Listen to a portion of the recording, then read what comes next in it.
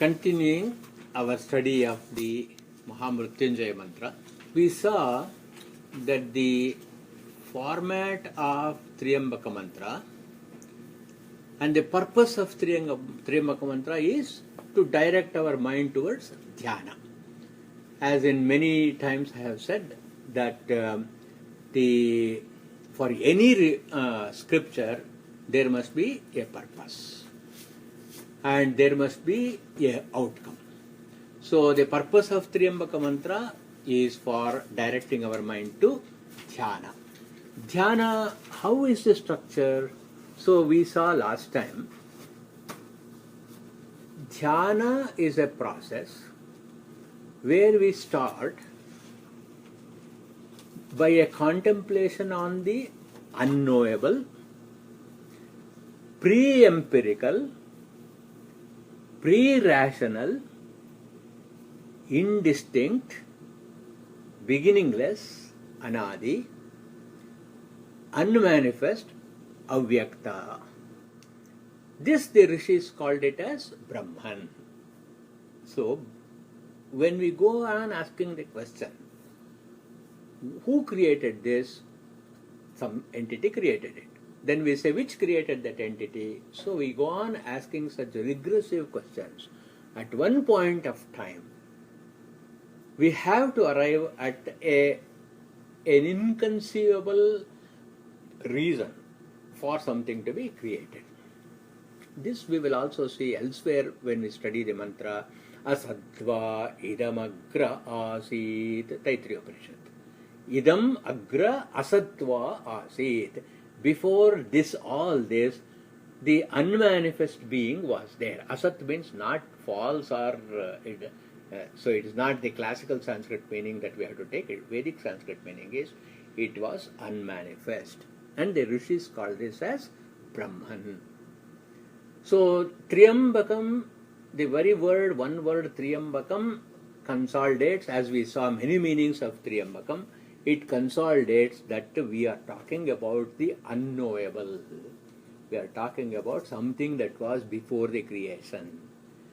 Then we have to move through, the meditation should move through the phenomenal, the empirical, that which is known and which is knowable. So we examine the world, and therefore we have many tools. We have the tools of physics, we have the tools of mathematics, we have the tools of engineering, we have the power of observation, we have the power of our sense organs, the pratyaksha pramana, we have the power of to infer things, which is anumana pramana.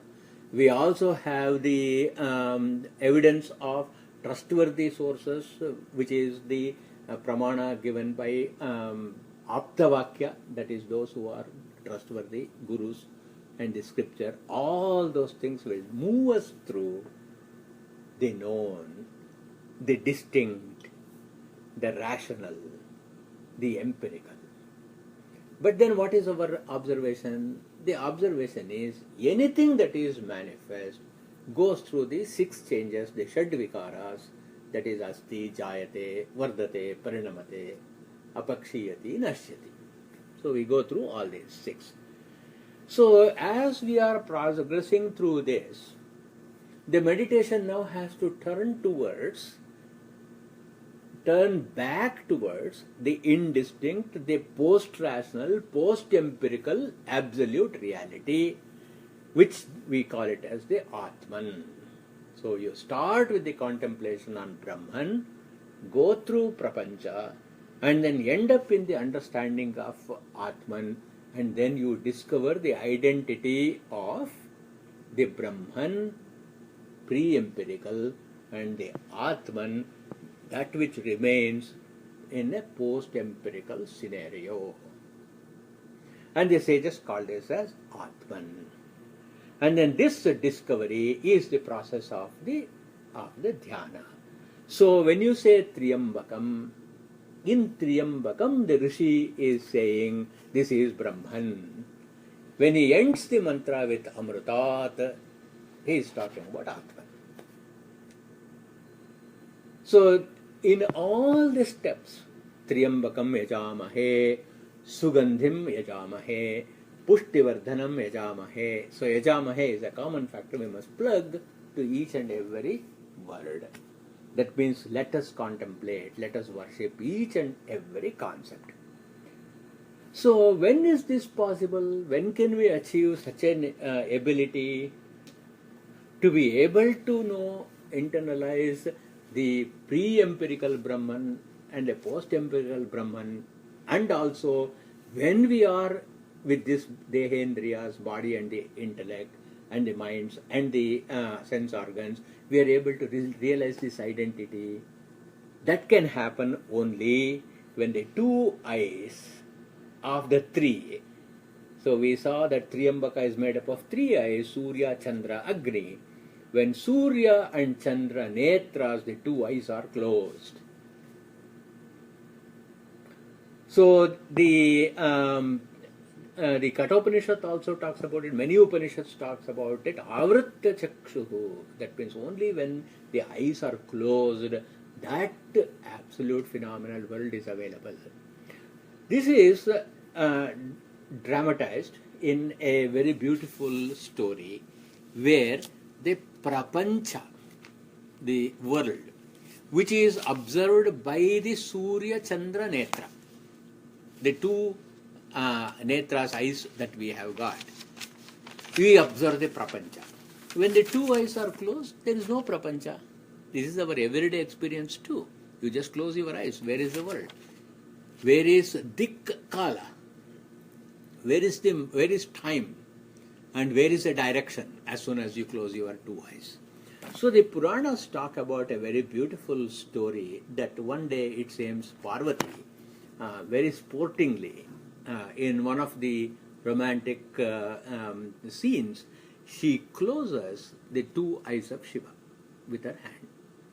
As soon as she closes the two eyes of Shiva, the entire universe gets plunged into darkness.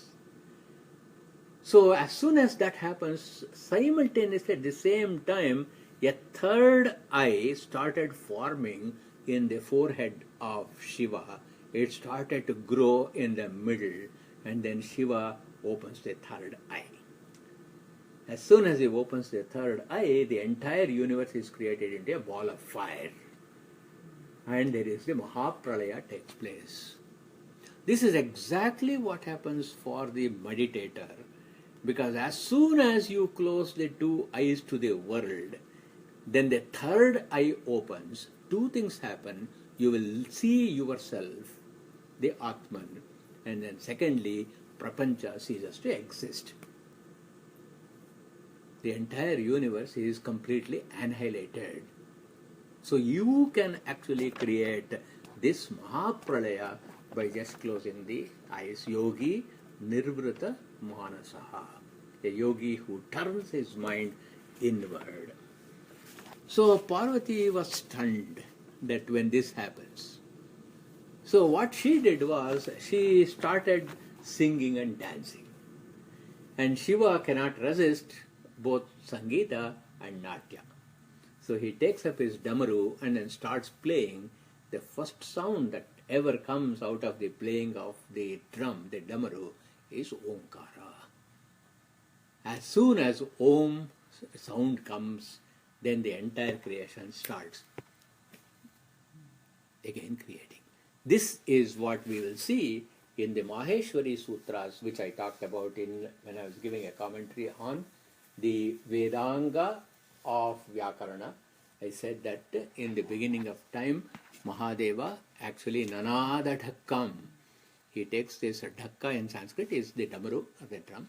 He plays, and the 14 sutras came out. The Maheshwari Sutras came out. Ayevana Ruk, Evong, Ayavach, Aivu, Ayevana, Ruk. So there are 14 sutras worth memorizing. So with those, as soon as the 52 letters came, which emanated from Om, the entire universe got created.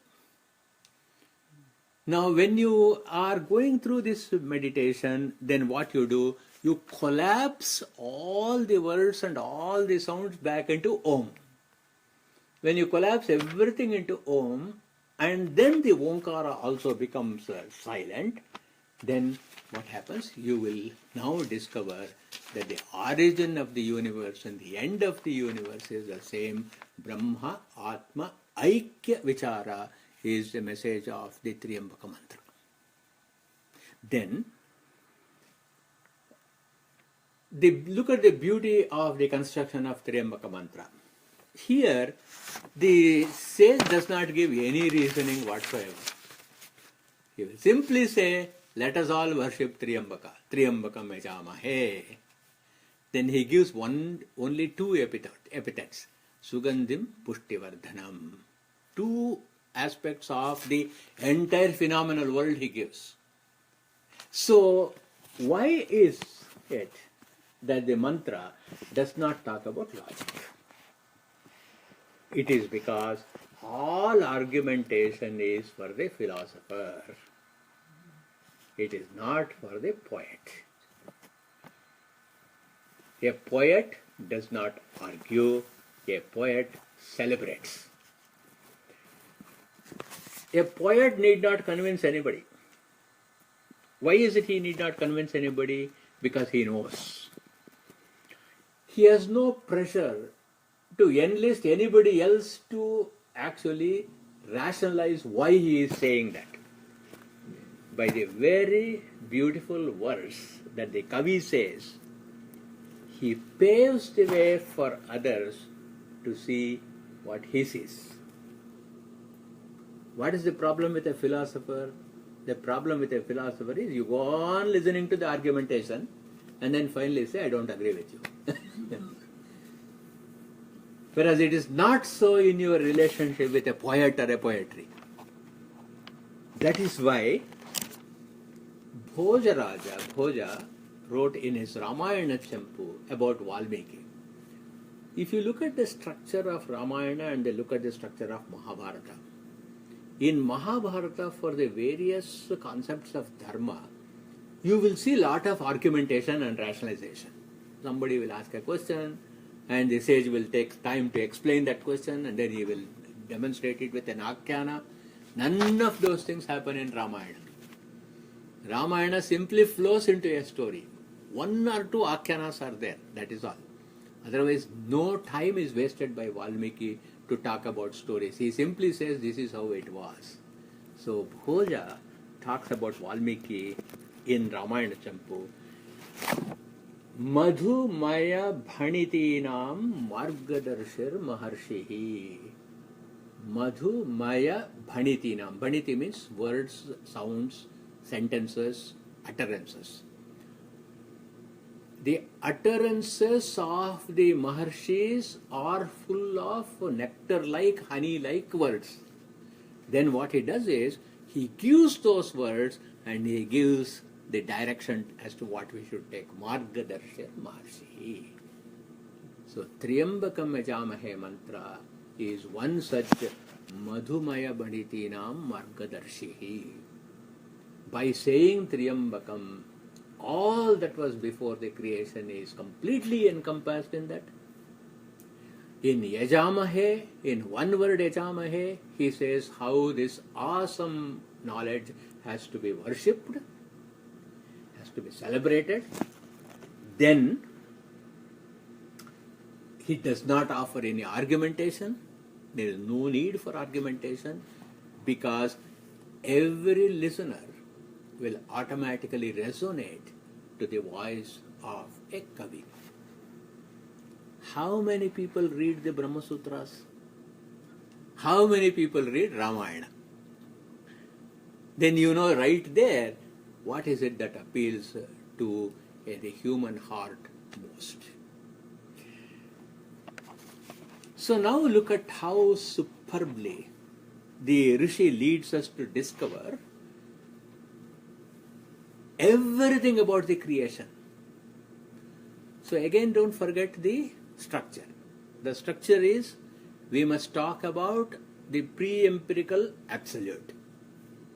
Then it must lead to the post-empirical absolute, isn't it?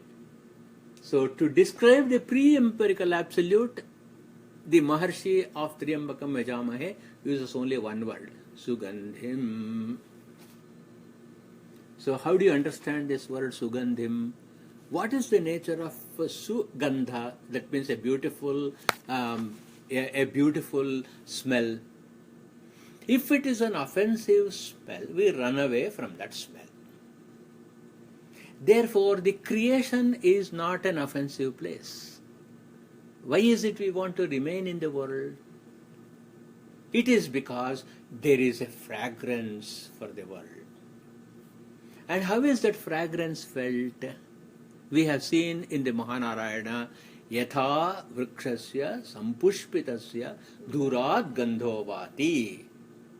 Just as a beautiful flowering tree giving out a fine fragrance, its fragrance is felt at a distance. So here also Sugandhim. Here is Lord Shiva, the Absolute, Parabrahman, who does not move at all. What is the nature of this flowering tree? The flowering tree does not come to the several distances successively. It will not come to the place where you are so that you can experience the fragrance. It will stay where it is. Wherever it is staying, but from a distance, everybody can experience its fragrance. Vriksha iva stabdho divi tishtati antaratma. Vriksha iva, just as the tree, tishtati, it is stationary, where in a heavenly experience, divi tishtati, this antaratman. So, Ishvara, the Brahman, without having to move, moves everywhere. Without having to displace itself, enlivens and enriches everywhere. Can you remember the Upanishad Vakya which explains this? Yadejati yannejati taddure tadvantike yatantarasya sarvasya tadu sarvasyasya bhahyataha.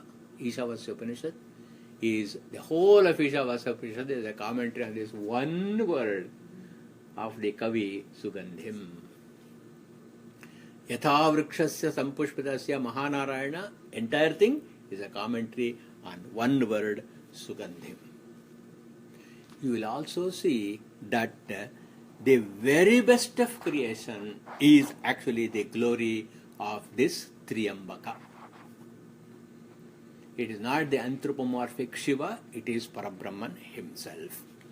So what is this Sugandhim? It is not just the Prakrita, natural, the fragrance that comes out in the nature. Because what is fragrant to me need not be fragrant to you. Isn't it? What is universally appealing to everyone, which cannot fail at all, it is Sugandhim, is Punya Karma Swarupam. The nature of this Sugandha is Punya Karma Swarupam. So as far as action and activity is concerned, in the whole creation, whatever Punya Karmas are going on, it is the glory of Ishvara in the form of Sugandhim. Because whatever Punya Karma you do, you are doing that Punya Karma wherever you are located.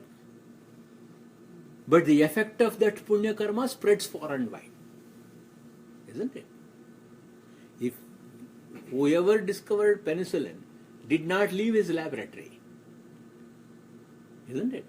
That penicillin which he discovered in this laboratory, look at how it has got that Punya Karma has spread far and wide, not only in terms of space, but also in terms of time. Then, what is the nature of the guna of this Punya Karma? It is Sattva Gunopetam. What is the nature of Sattva Guna? Again, Desha, Kala, Anavachinna. Not segmented by either Desha or Kala. And then this entity, which is Punya Karma Swarupam, which is Sattva Gunopetam, is automatically Kirtimantam. Shrutam Garta Sadayuvanam Braganna Bhimamupahatnumugram. So refer to that commentary. In that commentary, that Ishvara Shrutam Kirtimantam, who is known far and wide. There is nobody who doesn't know. Where is he? He is right in the cave of your own heart, Garta Sadam, who is ever youthful, Ivanam. So that Ishvara is Brahman. So for the entire concept of Parabrahman, who is inhering in the creation, the Kavi uses only one word.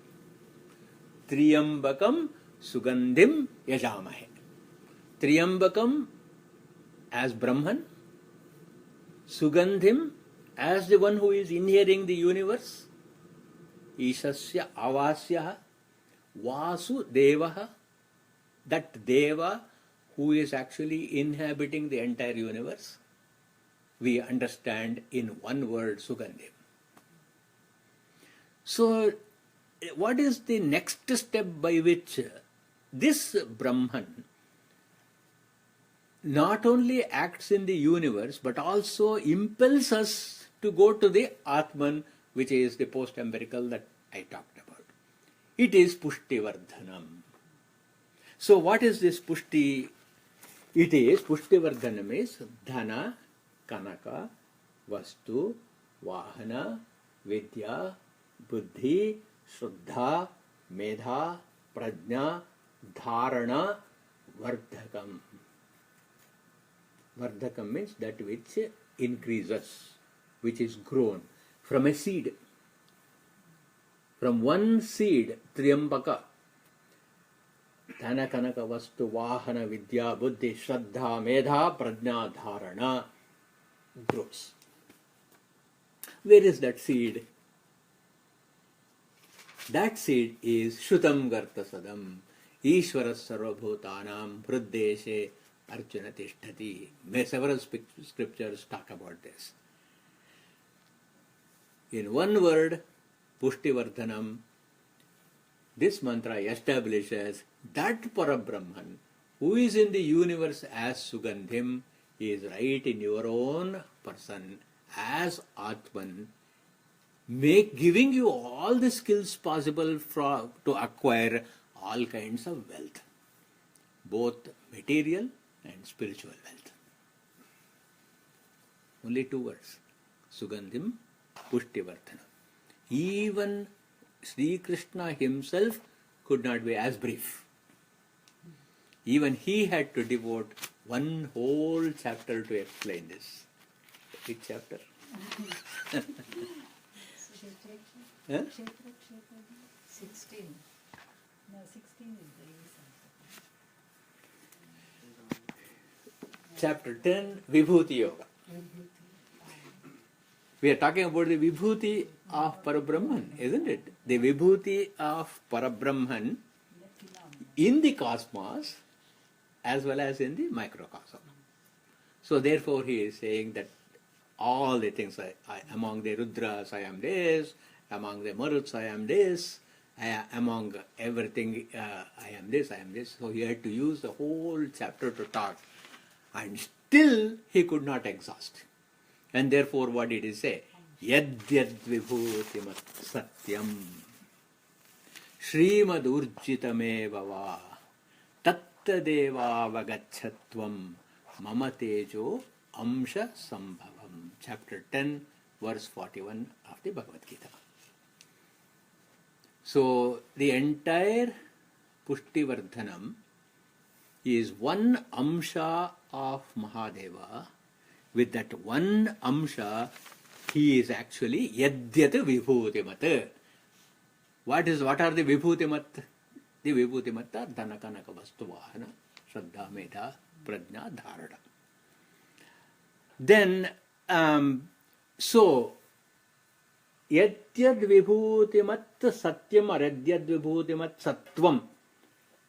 What kind of a sattva is this? It is grand. Vaibhavopetam.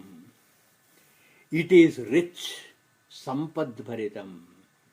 It is full of energy and enthusiasm. Utsaha Shakti Yuktam. If that is just one speck of this Parabrahman, if we could know from Pushtivardhanam, if we are able to know this Sugandhim, then what is the transformation that happens to the devotee? That's why Krishna himself says, Arjuna, Athava Bahuna Etena Kim Jnanena Tavarjuna. Why do you want to talk about all these nitty-gritty things? Itsy-bitsy things, right? So that whole thing is consolidated in two words, Sugandhim Pushtivardhanam. Vishtabhyam yahamidam kritsnam ekantena sthito jagat. There is only one, ekameva advitiyam, that Brahman, that Triyambaka, that Amrtatvam is the only one. You can also see same thing in Purusha Sukta. Pado osya vishwa bhutani tripadasya amrutam devi. This is the power of the Kavi. So the next we will take up in the next class, Urvarukam eva bandhanat. Urvaruka is actually the muskmelon. It's of the melon family. It could be watermelon also is one of the translations for Urvaruka. When it falls, it breaks and all the seeds scatter everywhere. All of this belongs to the cucumber family. Urvarukam eva bandhanat. Just as the this muskmelon falls off of the vine and relieves itself of the bondage. So in the next class we have to take up the interesting question.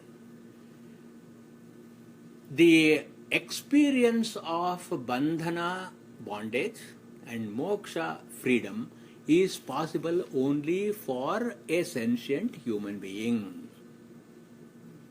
There is no sentiency for the insentient objects like other living beings, including the plant life or animal life.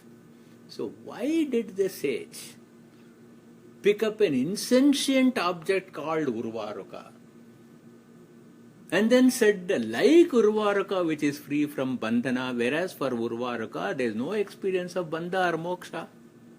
No, it is the way it is attached. We have to look at the Shastra of what is the imagery here and why the Kavi chooses a particular insentient object to talk about sentiency.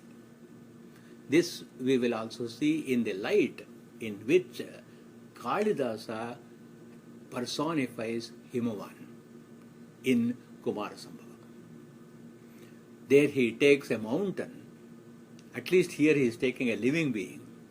There he takes a mountain and then maps onto the mountain all the glorious things. The reason he does is bandhana is not only in the mind.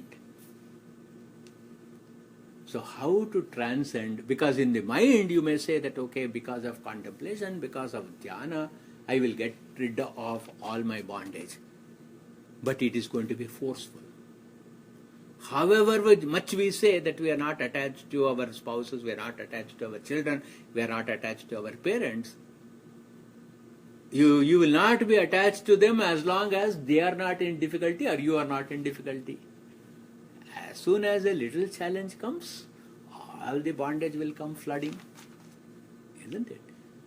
So therefore, the experience of an inanimate object, whether it is in bondage or it is free from bondage, does not affect the mind of that cucumber. In other words, how to do manonasha, not buddhinasha. What happens with buddhinasha? Buddhinashat pranashyati.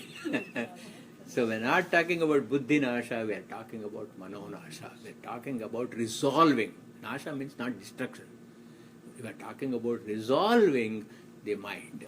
And when you resolve that mind, mrityoho mukshiya. So we will look at the structure of the why the Kavi takes a cucumber or muskmelon as a metaphor.